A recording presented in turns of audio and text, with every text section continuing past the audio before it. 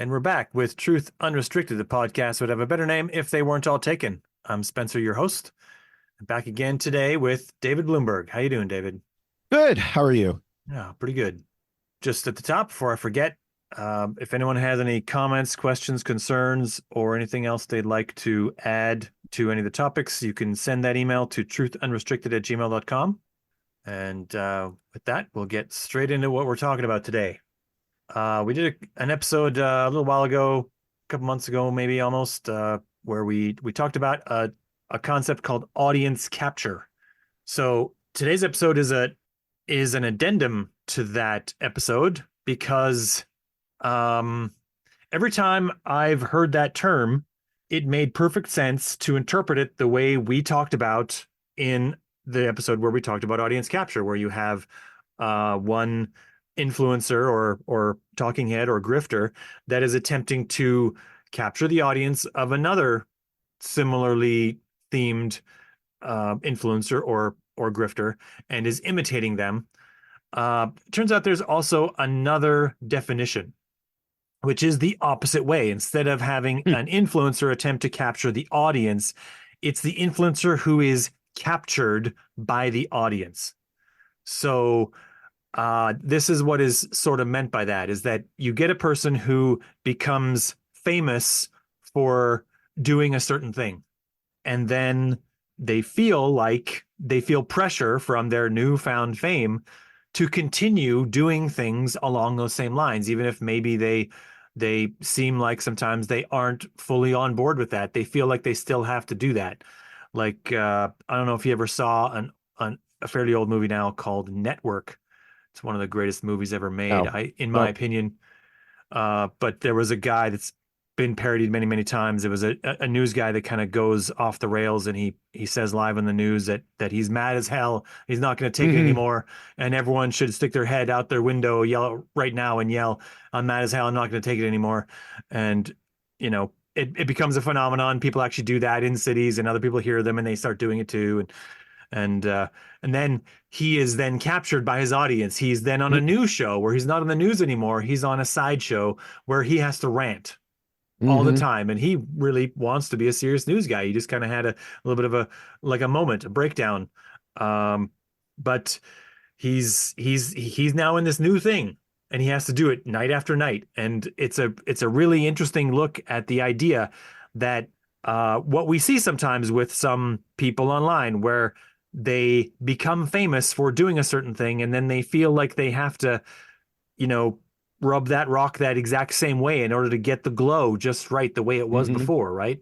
So, what's your So, first take on this audience captured? well, my first take is more on the network thing than the audience captured Sure, yeah, because yeah. locally we had a guy, a friend of mine actually, his son played on the same high school baseball team as mine, and he was the very popular, most popular, I would say, local weather person. Hmm. And his station that he worked for was owned by Sinclair, and who, people may know, a very conservative and not necessarily concerned with facts organization. And they instituted this new thing that the meteorologists had to give out red alerts, and it would, come up, and it would be very eye catching. And they were doing it for everything. And finally, he had had enough. He was tired of it because he, like many of us who complained about it, and when I say us, I oversaw several meteorologists in my job, even though I was not one, but Hmm. I oversaw some for other things. And so we would talk about that, and other people would talk about it. And finally, one time something happened, and he just snapped on camera. And he said, "I'm not doing this anymore. This is not a red alert situation. This is oversimplifying the situation. It's causing false warnings." And I don't remember his exact words, but he basically told off his bosses on live TV, Yeah, which was his last time on the station. right. And so even though he was, like I said, the most popular, he was suspended, and eventually they settled. And they must have had some sort of non-compete. I never specifically asked him, but now he works in a completely different job where he's really good at it. It's more public relations oriented. And at the same time, Sinclair and that station stopped doing the red alerts. Mhm. And so uh, it worked, but at the cost of his job. Yeah.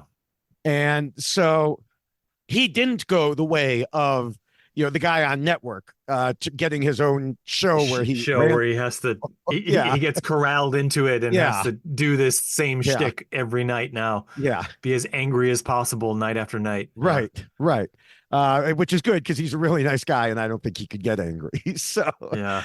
um, but it is interesting because I mean, something like that really truly did happen. Yeah. That going against the bosses to benefit the audience. Yeah.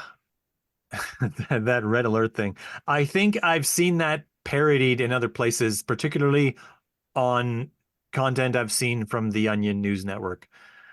Uh, Yeah. yeah, So anyway, yes, that was a bit.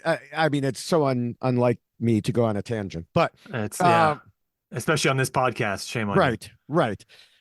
Yeah, for listeners, Spencer said, "Oh, this is going to be a short podcast," and Yeah, I said, nice "We'll brief. Yeah, okay. see." All right. All right. Well, let's move on then. Uh, getting Uh, on with the content. So I think personally, in my belief, I think people who get captured by their audience, who mhm, get an audience that wants a certain thing from them, they are captured in a big part by meta thinking. You and I did an episode where mhm, we talked about meta thinking as part of manipulation. And to understand that a person is captured by their audience is to understand that that person knows what their audience wants. And they also know that they want the attention from their audience.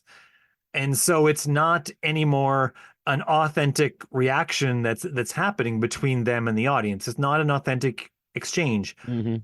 They are attempting to manufacture the thing that they think the audience wants, and Right. they're probably right that the audience wants.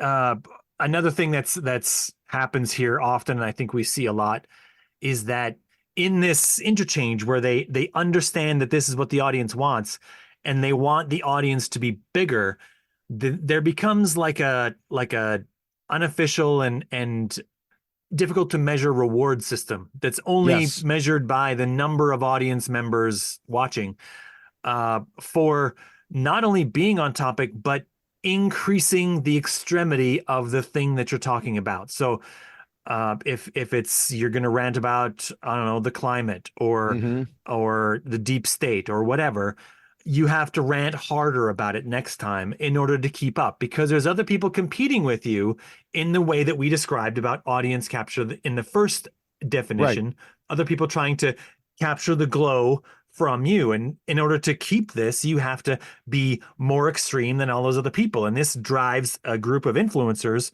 to become as extreme as possible. Some inevitably drop out because they just can't bring themselves to be that extreme. And again, I've talked about this in other episodes of this podcast where we talk about grifters who or people who are conspiracists who find a limit to a line they Right. won't cross in the unreality that they're willing to believe in. But some we can see online don't seem to have very much of a limit at all. They will take on any unreal belief and rebroadcast it to their audience because that's the more extreme thing. That's going to get them the glow that they're looking for. Yeah, and some, get fired by the Republican National Committee and suddenly go to work for MSNBC and NBC and say, "Oh no, I didn't really believe those things because now you're paying me, and therefore I'll say something different." Well, that's this more meta thinking, right? Yeah, yeah, Yeah. That's um, the inauthentic exchange that will lead right. them to their new paycheck. Yeah. Yes, going back to deleting old tweets, things like that.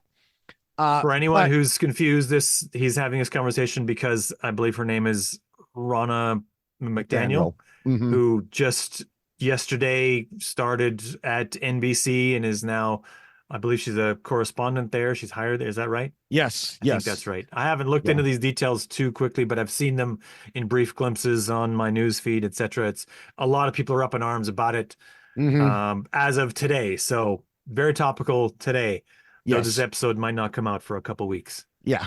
Yeah. Uh, But yeah, you're right. so, Meta beliefs that right. meta thinking that leads to just adopting a whole new belief system because a lot of these people are just charlatans. Yeah. Yeah. And it's interesting when, you mention they're captured by their audience, because I think of captured as like unwilling, but they're quite willing. They're willing participants in all of this. Um, and there are a lot of different examples that we can talk about. And I think one that jumps out at me is people who had, been fairly okay in most medical topics. Yeah. But then when COVID happened and the vaccine happened and they got it in their head, oh my God, these were created so quickly. There must be a problem. And they Yeah. started listening to the charlatans who were saying that, the anti-vaxxers, without realizing that they were actually anti-vaxxers. And they started making those same talking points. And you would have certain people like Dr. David Gorski, who has, fought anti-vaxxers for decades, saying, you're saying the same thing that the anti-vaxxers said 20 years ago. This is nothing new. Mhm. And they would keep going. And they would say, oh, I'm not anti-vax, but something, Yeah. something, something anti-vax. Right. And as COVID has continued, or I'm going to say has lessened in the impact of the discussion, because we're still seeing thousands and Yeah. thousands of people dying with it. And a It lot of is, anti-vax rhetoric. yeah, right. Yeah. But a lot of these people have slid more and more into pure anti-vax. Yeah. Whether it's someone with a radio show, who is a doctor whose name sounds like the past tense of drawing, and he hosts guests who have been more and more anti-vax while still claiming not to be anti-vax. They'll post things saying, before COVID, I accepted what the medical establishment said about vaccines, but then my eyes were opened and now Right. I see. And it's like, no, your eyes have been sewn shut, is what has happened, because Right. they have been captured one way or the other. Now, is it because of this topic we're talking about? Yeah, I think a lot of it is. They got a taste of what it's like to be noticed by this audience, but they can't stay on just COVID vaccines forever. No. So they have to expand. Right. You mentioned that you think of this as captured as being involuntary and that I think these voluntary. I think they've been voluntarily well, captured. they're right, but um I think that in some cases we see people who get this attention on them and they're uncomfortable and they aren't sure what to do. And Right. I don't have any specific examples of that right now, but I do think that an interesting case of audience capture, possibly the most confused man in America with a microphone, is Bill Maher, right? Yeah. He's on the left, he's on the right, he's not against vaccines, he's against vaccines, He's he's always been against vaccines. well, yeah, that's true. He's Right. always been against any type of scientific medicine. And that's why Yeah. it was so terrible years ago when the Dawkins Foundation gave him an award for being an outspoken atheist. And it's Yeah. like, okay, it's not enough to just not believe in God. You need to believe in science, or not believe in, you need to accept science as well. Yeah. And there was a lot of people who were very upset about that. Still are. Well, and Bill Maher, he's almost like Joe Rogan in that he says a huge number of words. Mhm. He talks on a huge range of topics, and it's difficult to follow him enough to even keep track of where he is on a day-to-day basis. Like he's flip-flopping all over the place all the time. And I think he's doing it more and more. I used to think he was doing it because he's authentic. Like we're talking like back in the early Mhm. 2000s, he seemed like he was a really interesting part of this set of political talking heads, right? He had this show where he was going to be politically incorrect. It was the name of the Right. show, and he wasn't going to adhere to all the niceties of social situations so that he could talk about more real stuff. That was kind of the idea. Hmm. But I think more and more he's less about that, and he's more about just trying to scoop up as much of the audience as he can. And he's almost captured by too many audiences, is what he is. Like he's trying to service all the masters in almost every scenario while pretending to not give a crap about any of them. And anyone who watches him long enough knows he gives a crap about how it comes together. He's not just gonna say screw you, I'm out, Hmm. but he's gonna pretend to be. So he's trying to be this leather jacket wearing rebel who doesn't care what society thinks in this counterculture way, but he absolutely does care. And he's going to change what he's saying in the next 2 weeks to another thing that makes it look like, if you like him enough, maybe you could, forgive some of the things he's saying that aren't quite, Right. Right. don't quite fit, right? And as a character study of a celebrity that is in a audience capture scenario, Hmm. he's very interesting. In Well, most other respects, he's no longer very yeah. interesting, but in Yeah. that Well, respect, I think he still is. you say no longer. I would say even the name politically incorrect. Mm. That is designed to draw attention. Like, Oh oh, yeah, look at it me. was at the time. Yeah, absolutely. I'm going to say things that you can't say normally. Yeah, it was Okay, meant to be outlandish, and yeah, right. I mean, that right there is exactly what you were talking about before. He's yeah, purposely going to a more extreme standpoint. That's yeah. not the way true things get decided.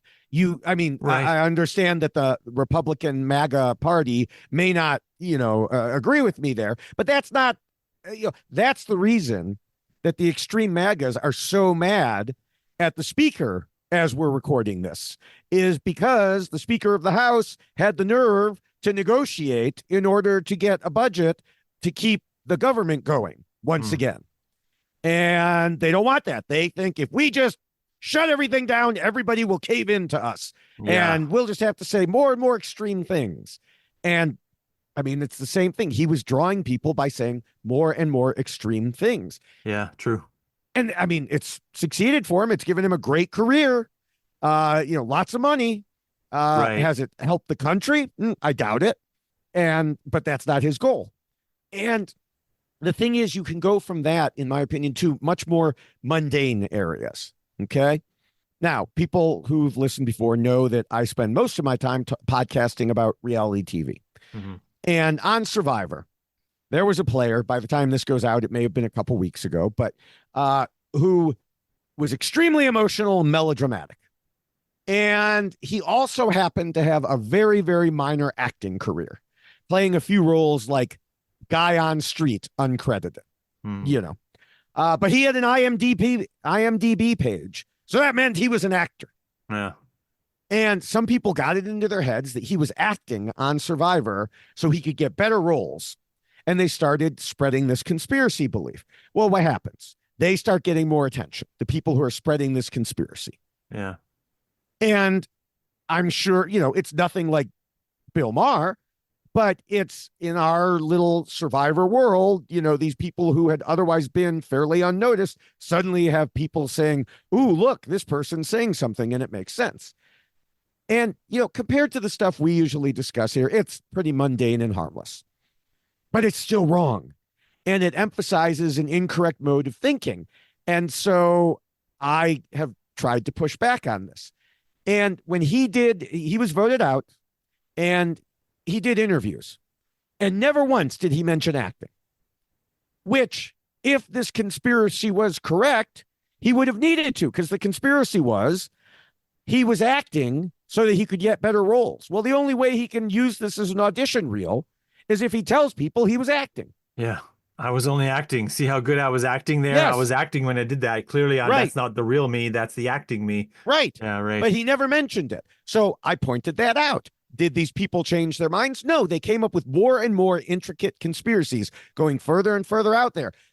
They had, as you said, been captured. They could not publicly admit they had been wrong. Mm-hmm. because that would lose whatever influence they had. So then the conspiracies evolve. Oh, it's the show preventing him from talking about it. They won't let him discuss it. Really? What's your evidence of that? Yeah. Well, we know it's out there. And of course, this usually ended up with them blocking me. But, and I'm sure if this had kept going long enough, somewhere someone would have invoked aliens, like, well, the aliens controlling the government, controlling CBS are the ones who really wouldn't let him do it. I mean, and again, I know this is very mundane, very meaningless in the grand scheme of things. And some people even said that to me. David, why are you arguing with them? Well, it's because it's the same mode of thinking. And if you're going to believe this, you're going to believe the next little conspiracy that comes down. Yeah, the system of thinking that led to this will still be existent in those people, Right. and they'll use that same level of thinking to come up with other conclusions that are also false. Right. Yeah, Crank absolutely. magnetism. Yeah. And so, using my own experience again, in terms of the feeling that someone who is audience captured gets, I am, in addition, what I would say very minor content creator. I make reality TV related videos to post on TikTok, YouTube, and Instagram. I have occasionally seen some of my videos go somewhat viral. Okay. I had one that was over 4 million on TikTok views and over 6 million on Instagram. Okay. That's a lot for me. That's the most on TikTok for me. And so, of course, I'm like, okay, what did I do here? How can I replicate this? So you're also thinking that too, right? Yeah, Yes. that's interesting. Well, of course. Yeah. And yet when I've tried, I've almost always failed because I don't know why magic, the algorithms, the magical thing of why. Right. Yeah, right. Right. I don't know what caught their attention there. And it's just so hard to replicate. But if I were to start spouting nonsense, just make videos of myself spouting nonsense, and those started picking up, it would be a lot more obvious. Like I would know exactly what it was that caused it. Now, especially if you did it a second time and then also got a second bump in that way. Yeah. Right. That would confirm for you what you were doing was on the right track. Yeah. And, now personally, I've been writing and talking about science and skepticism and politics for over 3 decades, always in smaller venues. Mm-hmm. So I'm not going to suddenly change to get a few clicks. If I was going to do that, I would have done it 30 years ago. You're so stubborn, David. Yes, I know. But just from my own experience, yeah, I like whatever that, endorphin hit is of doing something and knowing lots of people are watching. Yeah. Almost anybody would. And especially if you intended for it to be watched. Right. Yeah. And I think I think a lot of these people start that way. And then they realize they can make money on it. Wow. Now, don't get me wrong. If I could make money on the videos that I do, I would. The money incentive definitely cranks it up a notch. Right. Yeah. I'm not. There's very little money. Fame is already a pretty good incentive for a lot of people, though. Right. Yeah, it is. But I think for a lot of these, it leads to money. I mean, I was saying that about Bill Maher. Right.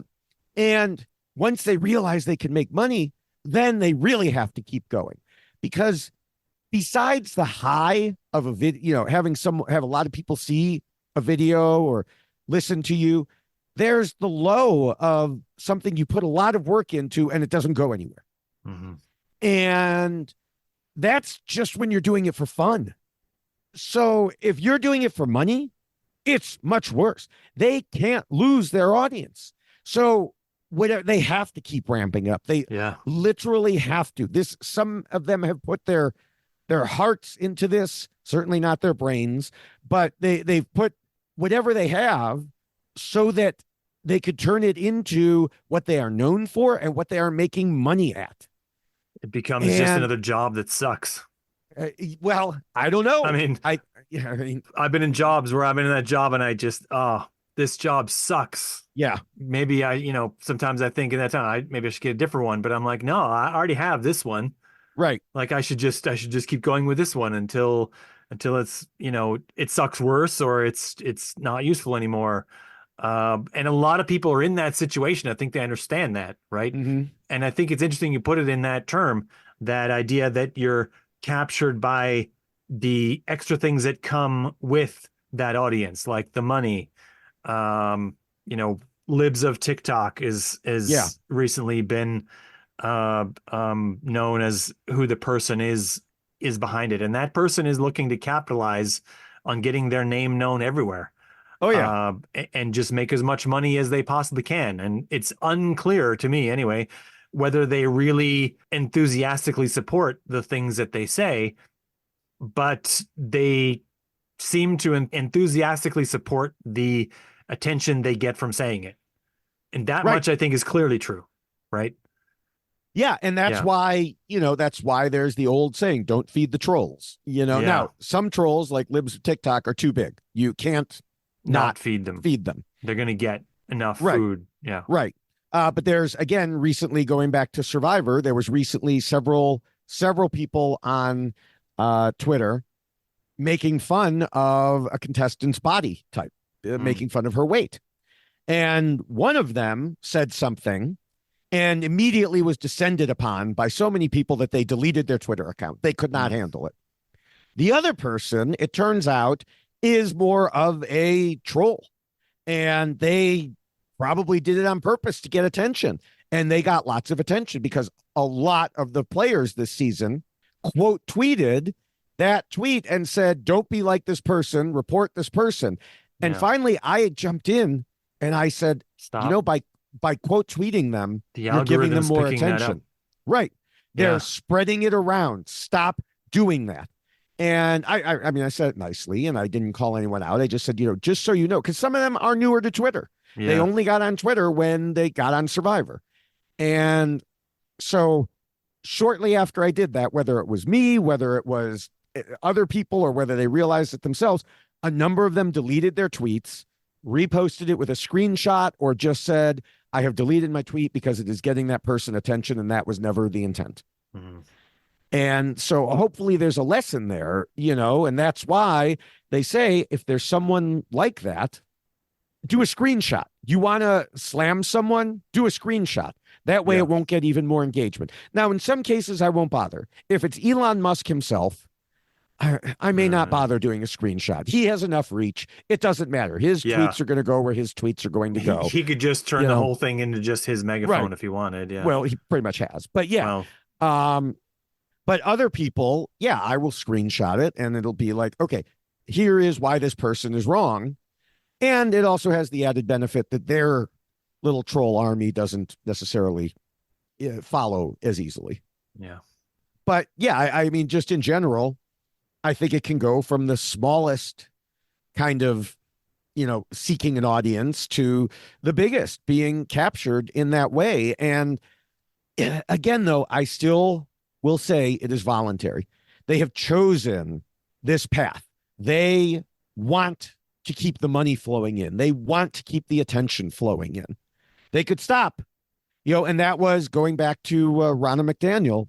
One of the things she said in her first NBC interview was, well, I had to say that because I was the mouthpiece for the Republican Party.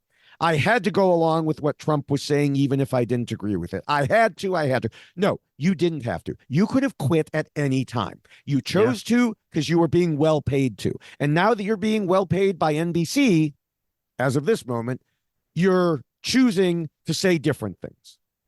I think it will be interesting eventually to go, at some point, there might be a useful comparison to be made after we get some time of Ronna McDaniel, if she stays on NBC for any length of time, to compare the things she said immediately leaving the RNC to the sorts of things that Megyn Kelly said when she left Fox News after she first went to another thing. That might be, if someone could go out there and like in a month or so and take some things together. I know some people would like to do this and like put together that sketch. I think that would be really edifying for the world to compare the view of two women leaving Republican narrative strongholds and then going to other places where they had to navigate what people thought of their, you know, Hmm. placement in those Republican information strongholds.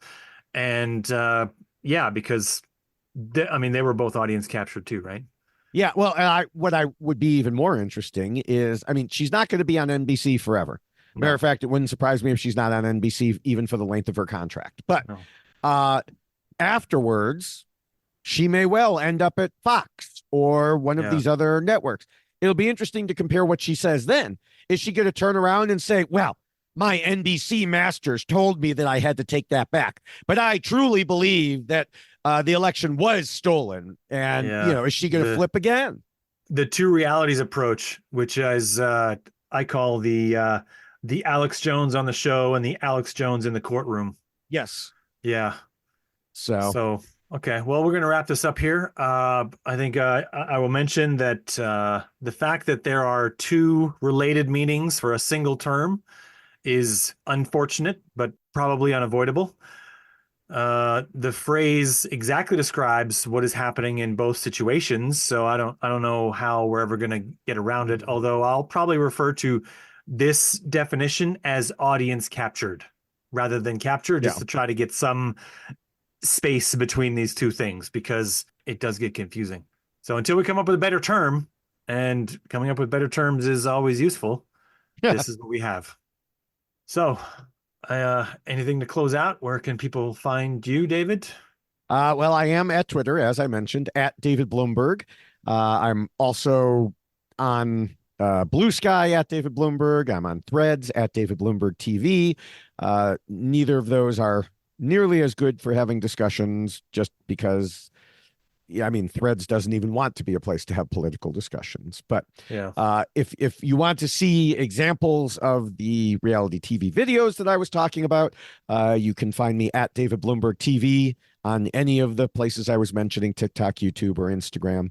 And if you want to hear Survivor podcasts, I am on the Rob Has a Podcast Network, reality TV wrap-ups, doing Why Blank Lost, talking about why each player, lost Survivor.